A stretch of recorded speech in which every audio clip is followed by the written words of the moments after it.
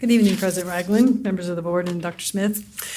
So at the last board meeting, I shared the information that we covered at the Whole Child Summit. I just discussed really the first part of the presentation, and so tonight I'm going to condense the second part of the presentation. It was a 90-minute presentation we did to about 100 school districts across the state on educating the whole child. Last time we talked about what the definition of educating the whole child was, and one of the things that was highlighted was the non-cognitive skills really accounted for about 2/3 of adult success. It's one of the reasons it's critical to ensure that we're not just developing students' academic competencies, but also self-regulation skills and executive function. So I'm going to talk a little bit more about what that looks like today. Several years ago, when we were developing the current continuous improvement plan and decided that focusing on educating the whole child was going to be our goal, we had to create a model. So what we talked about last time was, what does that look like? How do you define that? How do you measure it? How do you implement that in the classrooms, and how do you support that? So we created this framework. It's a neurodevelopmentally sensitive framework that really lays out the conditions that need to be in place to ensure the entire child or the whole child can be educated to ensure that they're successful throughout every stage of life. And so I'm going to talk about a few of the concepts today in a very condensed version. There's a lot of information here, but one of the things that this graphic really tries to portray is that at the bottom, those two green levels, we call those the biological domains, and it's establishing the conditions for learning. And from a biological standpoint, ensuring that students have positive relationships, they feel safe and connected at school is essential for learning to happen and for those self-regulation skills to really develop. And then we have to pay attention to school environments. This manages what we call stress load, and I'm going to talk about what that really is in just a minute. So from this graphic, we just sort of pulled out four really important pieces of information we feel when we were presenting this to the state that would be important for them to think about as they were looking at what they were doing. First is stress load matters, so I'm going to talk about that briefly in just a second. And then secondly, that relationships, like I said, are essential to learning, developing self-efficacy and resilience. So all of that actually comes from those biological domains.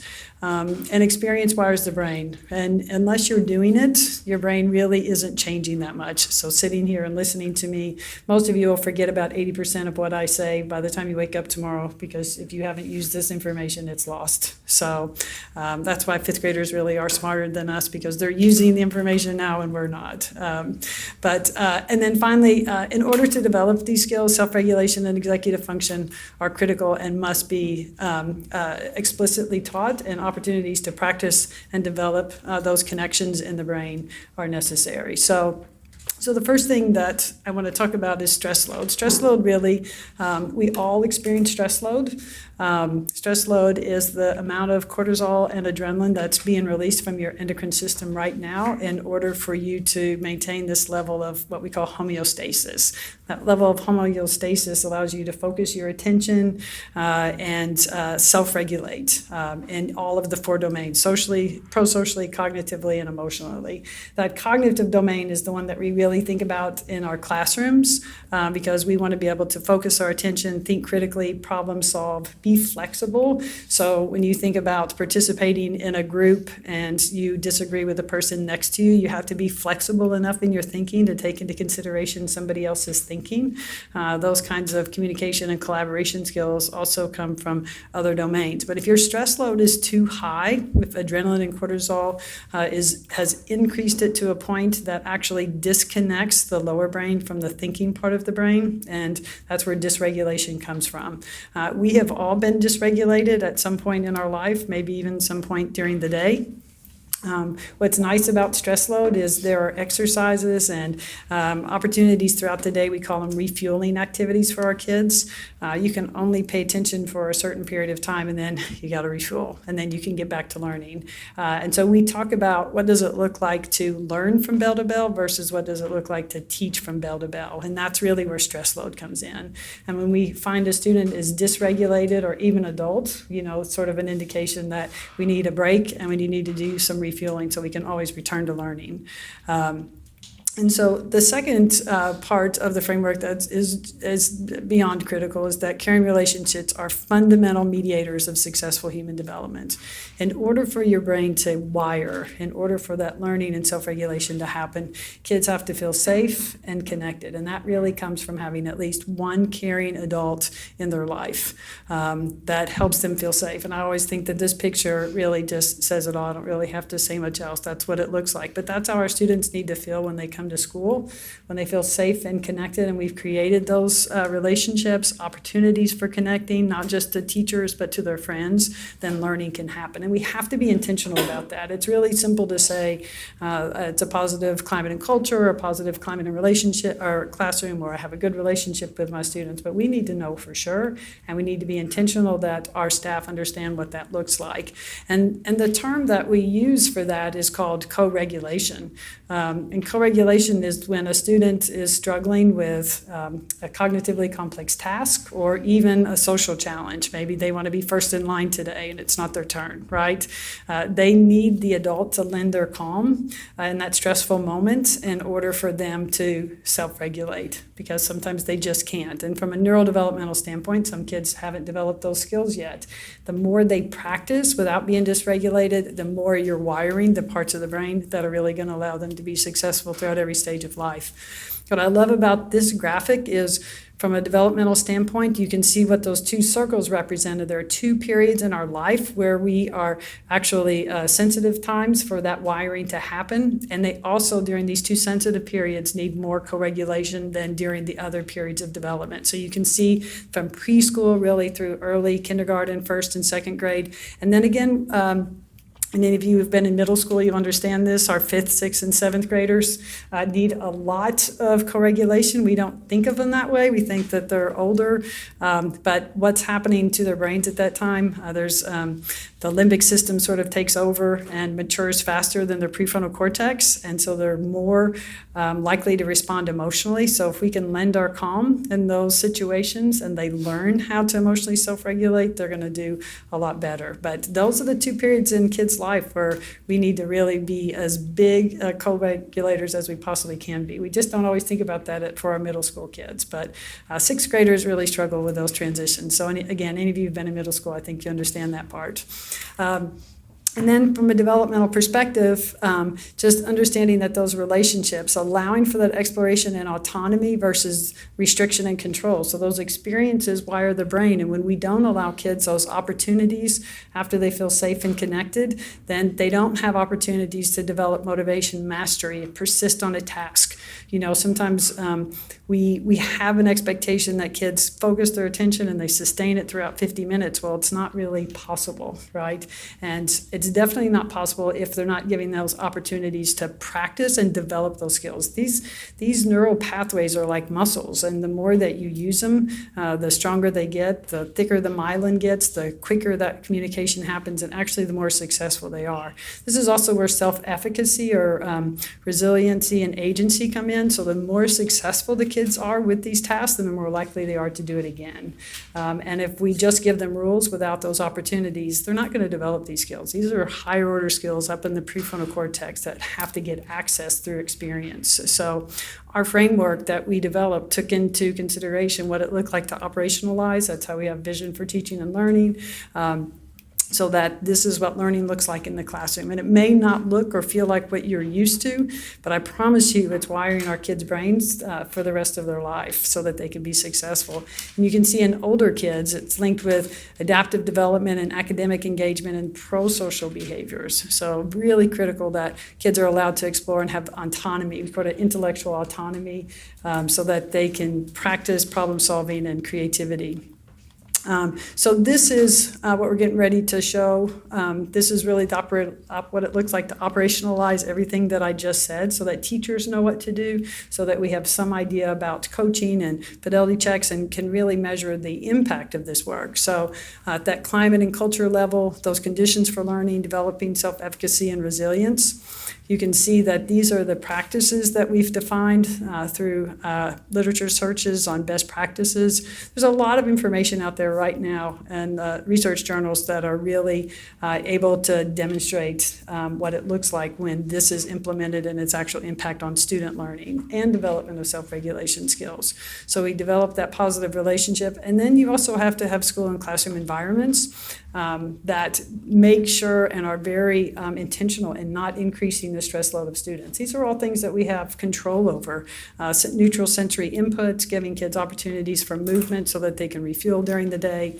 Opportunities for social engagement. Research is able to show that when kids can start the day in an activity where they make eye contact with each other and actually have an opportunity to again, we use the term social engagement, but eye contact with a peer is critical. They're actually more engaged in the lesson than if they make eye contact with just an adult or they aren't given that opportunity.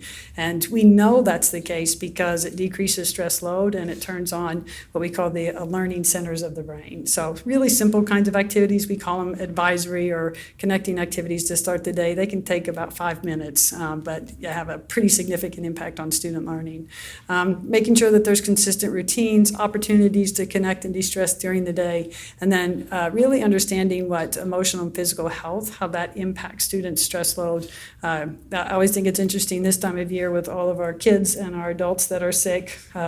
We have a little bit more grumpiness than usual, but it's because stress load is high. Kids come to school and they don't feel totally well yet. They still, have a little bit of a cold. It's hard when you're managing that illness and not feeling well and trying to pay attention to. So, or maybe you didn't sleep well the night before, which is obviously another really big indicator of high stress load. So the third part of this, and I've been talking about a little bit, is that kids learn to make decisions by making decisions, not by following directions.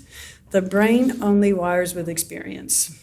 Right? Like you have to be the one thinking, you have to be the one doing, and you have to feel safe so that you can take risk and have success with those risks in the classroom before self-efficacy happens, right? You can't, I always go back to, there's tons of great social emotional curriculum out there, but teaching a kid a lesson about their self-esteem isn't the same as creating a climate and culture where kids can develop their self-esteem. Those are two really different concepts. So, and then just very briefly, because I have to throw in a picture of the brain, and this is one of my favorite, you can see these neural connections, and those neural connections aren't there at birth, right? The brain is wired and ready for that to happen, but it requires those experiences. And the red part of the brain is the thinking part of the brain. Those early experiences around executive functioning and all those social engagement and movement opportunities our kids have, the more they do that, the more those connections make it to the thinking part of the brain. And then we just talk about growing dendrites is learning. So that every time that you engage in a new or complex task, then there's more connections that get made to the red part of the brain. That's how we have to structure our day. That's how we have to give kids opportunities to have those cognitive struggles, right? But you also have to offer high support, because what happens is if it's too hard and they think they can't do it and they shut down, then you've just created a neural pathway that says, I can't do it. Right? And so there's this brief time in there between that problem being too hard and us co-regulating that allows that thinking to persist. And now you have neural pathways that are making it to the red part of the brain, right? Versus you know how to do it, right? Which can shut that learning down. You've got to keep them in that, we call it the zone of tolerance, right? Where the stress load doesn't get too high and they keep moving. And you can see the more complex the problem is here on the right, the more dendrites and the more pathways make it to the thinking part of the brain. And then this is just really an illustration that shows you that this is a 5-year-old brain and a 20-year-old brain. And this part of the brain here is where those executive function skills lie. And this just represents that from a developmental perspective, it doesn't actually mature really until mid-20s to 30s. And that's really important when we're thinking about little people. Those connections are there, but what we say is that they're not as efficient because they haven't practiced enough for it to go fast. And we've got to give little people time, and we've got to give them high support. And by little people, I'm talking about our kindergartners and our 6th graders and our 12th graders, right? They still need those us to co-regulate and offer their calm so that they can develop the skills and those pathways to that part of the brain. And then the last part that I really want to talk about is knowledge and understanding and skill development. Our brain is wired to do these things. Our brain is wired to learn these things, but without intentionality and understanding how they connect together, it doesn't happen, particularly in those sensitive windows. So when we're talking about knowledge and understanding, this is the direct instruction of our academic competencies, but also our social emotional competencies. And you can see that executive functions precede that. Executive functions wire our brain for the harder self-regulation task. Without executive functions, which is focused attention, working memory, cognitive flexibility, and impulse control, without those kinds of executive functions, you can't stop and think, well, maybe that is a better idea than what I was thinking. That pause is an executive functioning skill. The ability to be calm enough to take into consideration somebody else's perspective is entirely dependent first on those executive function skills. They're also, if you guys can remember from the first time that we talked, maybe not because it's been a few weeks, but executive function skills are also better predictors of whether or not you're going to graduate from school than your reading score. Your self-control, your working memory, your focused attention are better predictors of graduation than your reading score, which is pretty amazing. But that's because it's talking about the wiring of the brain and whether or not you're ready for some of those more complex tasks. And remember, those complex tasks are turning in your homework, showing up to school, right? Those are those non-cognitive skills that predict graduation. So the best part about executive functioning skills is we have tests that can measure it from an actual test-taking standpoint. We don't have to complete a survey for this. Kids can take this test, and we can see if they're at risk or in a typical range. These are actually some results of our students in EVSC that have participated in a program called Activate that develops executive functioning skills. One of the things that we've learned about Activate is that 600-minute threshold can be a little deceiving. The early in the year that you acquire those minutes, the more learning that's going to take place. So if you think about, if I don't start my exercise program, right, until the second semester, but I get 600 minutes in, it's not the same as starting in August because I didn't have those executive function skills early in the year to remember all of my letter sound associations, all of my vocabulary words, and all of my math problems. So you got to do it early in the year, but you can see that it has a significant impact on our outcomes. This is for English language arts in ISTEP, and then obviously the same results for math. There's a pretty significant difference when you attend to those root causes of why students may be struggling with some of their academic outcomes. And then this is just looking at when we talk about direct instruction in self-regulation. There's 4 domains that we provide direct instruction for: social, emotional, cognitive, and prosocial. There's a neurodevelopmental sequence to that as well. Our kids in kindergarten have a set of skills they need to learn, and our seniors have another set. But when we're talking about what are those skills that are best predictors of life success, there is a neurodevelopmental sequence to it. And so we've aligned that with our employability standards so that when the folks in our business community ask, how are we developing those skills, to ensure that they're ready for the workplace. And we say for the minute they walk in our doors, because this is what we're teaching our kids beginning in kindergarten. And then this is just what the curriculum looks like that we develop to teach. So remember, experience wires the brain. So you can't just teach a lesson 5 minutes, 10 minutes a day and expect our students to develop self-regulation skills. We have to have it integrated throughout the day. So we have refueling breaks. They get a mini lesson. They practice the skills throughout the day, and then we integrated it with our PBIS so that it really is what I would just say one product. So it doesn't feel like you've had to do 5 or 10 different things in order to develop the whole child. It just becomes part of the day. So, but you really have to be intentional about doing it, and as you can see, there's a lot of little pieces. And I think when we're thinking about what it takes to educate the whole child, I think we have to be intentional about what those pieces are and giving our teachers and our staff opportunities to understand how it all fits together.